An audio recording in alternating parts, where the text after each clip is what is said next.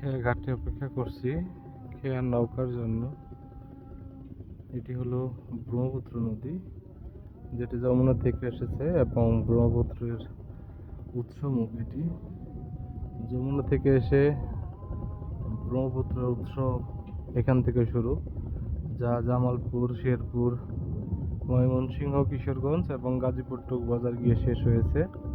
আমি এই মুহূর্তে রয়েছি সেই উৎসমুখে, অর্থাৎ অপটিক এলাকায়। এখানকার জীবনযাত্রার মান যেটি লক্ষ্য করলাম, এই যে আমি অনেকক্ষণ ধরে এখানে দাঁড়িয়ে রয়েছি, ওই যে ওপারে দেখা যাচ্ছে একটি নৌকা, যেটা খেয়া পারাপারের নৌকা।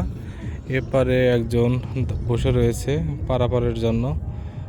ওপারে যাত্রী না থাকায় সেই নৌকাটি কিন্তু এপারে আসতেছে না, এবং আমি নিজেও অপেক্ষা করছি অনেকক্ষণ থেকে নৌকাটি কখন আসবে, তারপর আমি ওপারে পার হব।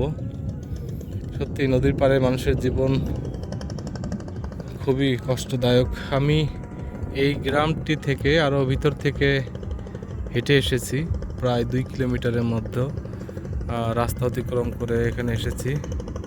এই একটি পিকনিকের নৌকা দেখা যাচ্ছে, যা বর্ষা মৌসুমে মানুষ পিকনিকে আসে।